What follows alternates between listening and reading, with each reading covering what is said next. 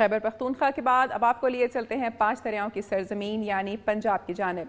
ناظرین، ہمارا ملک زرعی ملک ہے اور پانی کے بغیر فصلوں کی کاشت ناممکن ہے۔ ہر سال دیکھا جاتا ہے کہ فصلوں کی کاشت کے دن قریب آنے پر ہی پانی کا مسئلہ کھڑا ہو جاتا ہے۔ شجاع آباد بھی زرعی پیداوار کے حوالے سے ملک کا اہم ترین علاقہ ہے، تاہم پانی نہ ہونے کے باعث علاقے کی نہریں سوکھی ہوئی ہیں، جس کی وجہ سے فصلوں کو شدید نقصان کا اندیشہ ہے۔ مزید تفصیل کے لیے دیکھتے ہیں مرتضیٰ بھٹی کی رپورٹ۔ میں اس وقت کنال ہیڈ ریگولیٹر پوائنٹ پر موجود ہوں، جہاں پر زرعی آبپاشی کے لیے شجاع آباد اور جلال پور کے لیے نہریں نکلتی۔ پاکستان کی معیشت کا انحصار زراعت پر ہے، مگر زراعت کے شعبہ حکومت کی عدم توجہی کا شکار ہے۔ جنوبی پنجاب میں خصوصاً زراعت کے ساتھ جو سلوک کیا جا رہا ہے اس کی مثال نہیں ملتی۔ جنوبی پنجاب پورے ملک کی زرعی ضروریات کا تقریباً 60% پورا کرتا ہے، مگر ایک گندم جیسی اہم فصل کی بوائی سے لے کر آج تک کئی نہروں میں پانی کی ایک بوند تک نہیں آئی، جس کی وجہ سے کسان پریشان ہیں۔ فصلیں بغیر پانی کے جہاں سڑ رہی ہیں، وہاں گندم کی اوسط پیداوار میں بھی کمی واقع ہو رہی ہے۔ جہاں ٹیوب ویل دستیاب ہیں، وہاں لوڈ شیڈنگ، تیل کی قیمتیں اور بجلی کی قیمتوں کی باعث پانی انتہائی مہنگے داموں میں میسر ہو رہا ہے، جس سے کسانوں کو خدشہ ہے کہ ہمیں اپنی محنت اور لاگت کی اجرت نہ مل پائے گی۔ جہاں زیر زمین پانی کڑوے ہیں، وہاں نہری پانی کے بغیر فصلیں نہیں ہوتی، اس لیے نہریں خشک ہونے کی وجہ سے کافی زمینیں بنجر بنتی جا رہی ہیں، جبکہ محکمہ انہار ان کسانوں سے ٹھیکہ آبیانہ وصول کرنے آ جاتے ہیں اور ان کے خلاف قانونی کارروائیاں بھی کی جاتی ہیں۔ اگر تیل کی قیمتیں، لوڈ شیڈنگ، نہری پانی کی بندش اس طرح جاری رہی تو جنوبی پنجاب کی یہ زمینیں اس طرح بنجر ہوتی جائیں گی۔ کیمرہ مین فہد ملک کے ساتھ مرتضیٰ بھٹی، دنیا نیوز، شجاع آباد۔ حکومت کی جانب سے صحت کے شعبے میں سہولتیں فراہم کرنے کے لیے ہر دور میں اقدامات کیے جاتے رہے ہیں۔ سابق حکومت کے دور میں ریسکیو 1122 کی سروس شروع کی گئی، جس نے اپنے 2 سال مکمل کر لیے ہیں۔ اس موقع پر سیالکوٹ میں خصوصی تقریب ہوئی، جس میں انسانی خدمت کے عزم کا اعادہ کیا گیا۔ مزید تفصیل حافظ عمران کی رپورٹ میں۔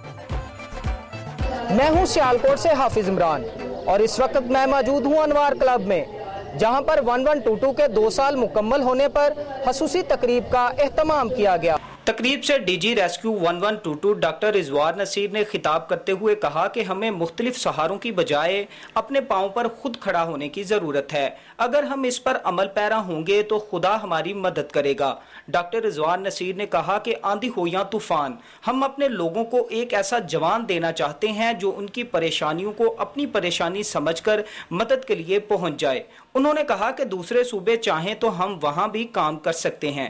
ڈاکٹر رضوان نصیر نے کہا کہ 1122 نے 5 لاکھ آپریشن مکمل کر لیے ہیں، جن میں 2 لاکھ روڈ حادثات ہیں، اور ان حادثات سے بچنے کے لیے ٹریفک کے نظام کو درست کرنے کی ضرورت ہے، ورنہ اگلے 5 سالوں میں ہمارے ہر گھر میں ایک معذور یا ڈیتھ کیس ہوگا، جو لمحہ فکریہ ہے۔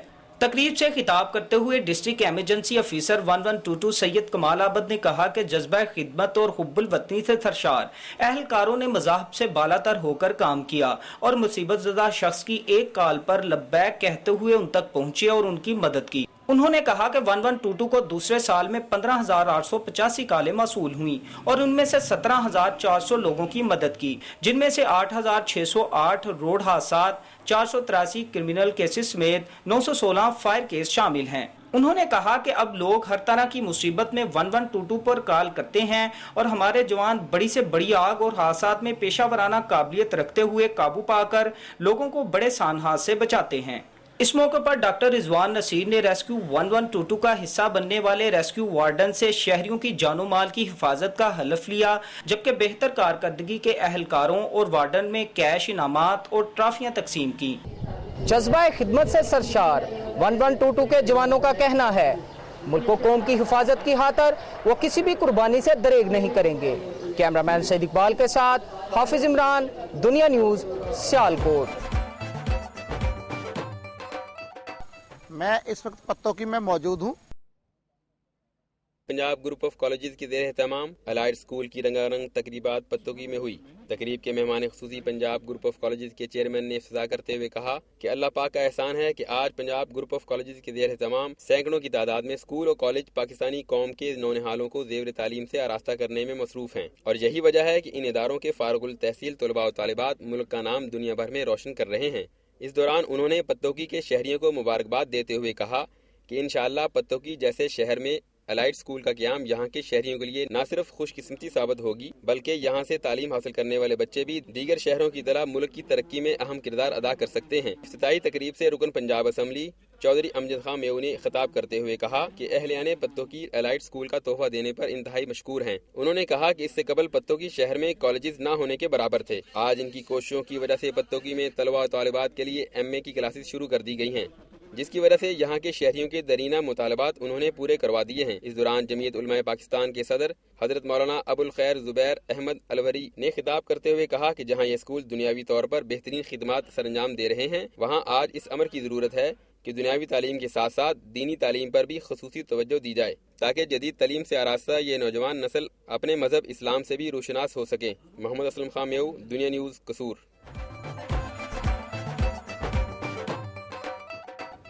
ملکہ کوثر مری جو تفریح اور سیاحت کا اہم ترین مقام ہے، وہیں یہاں اعلیٰ ترین تعلیمی درسگاہیں بھی موجود ہیں جو قوم کے مستقبل کو سنوارنے میں اہم کردار ادا کر رہی ہیں۔ گزشتہ دنوں 1 صدی سے زیادہ قدیم معروف تعلیمی درسگاہ میں آگ لگنے کا واقعہ پیش آیا، جس کی تحقیقات شروع کر دی گئی ہیں۔ مزید تفصیلات کے لیے دیکھتے ہیں سردار اقبال کی رپورٹ۔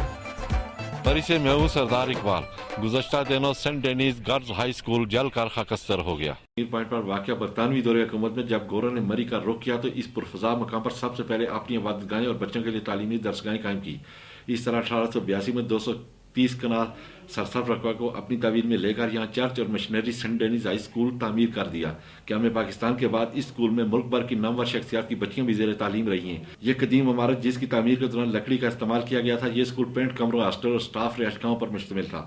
3 نومبر 2009 کی پہلی آتش زدگی کے دوران اسکول کا ایک بڑا حصہ جل کر خاکستر ہو گیا تھا، جس پر صوبائی وزیر برائے اقلیتی امور کامران مائیکل نے متاثرہ اسکول کا دورہ بھی کیا اور جلد متاثرہ بلڈنگ کو دوبارہ تعمیر کرنے کی یقینی دہانی کروائی، لیکن عمارت کا کام شروع ہی نہ ہوا تھا کہ 25 اپریل 2010 کی شام کو اسکول کے دوسرے حصے کو بھی آگ نے اپنی لپیٹ میں لے لیا، جہاں 120 طالبات بورڈرز اور 50 ڈے اسکالرز سمیت 17 ٹیچرز عارضی طور پر رہائش پذیر تھیں، جنہیں بحفاظت نکال لیا گیا۔ تاہم ان کا قیمتی سامان جل کر راکھ ہو گیا۔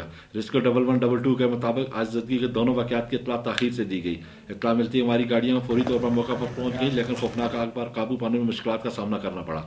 اسکول انتظامیہ کا کہنا ہے کہ آتش زدگی کے دونوں واقعات یکساں نوعیت کے تھے، جنہیں محض حادثہ قرار نہیں دیا جا سکتا، بلکہ باقاعدہ منصوبہ بندی کے تحت اس درسگاہ کو آگ لگائی گئی، جس کے بعد تھانہ مری میں رپورٹ درج کروا دی گئی ہے۔ اسکول میں زیر تعلیم طالبات کے والدین کا کہنا تھا کہ انہیں اپنی بچیاں دوسرے اسکولوں میں داخل کروانے میں سخت مشکلات کا سامنا ہے۔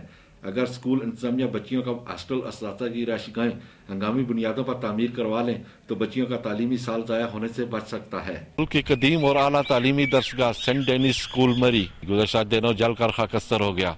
کیمرہ مین عارف سعید کے ساتھ سردار محمد اقبال، دنیا نیوز، مری۔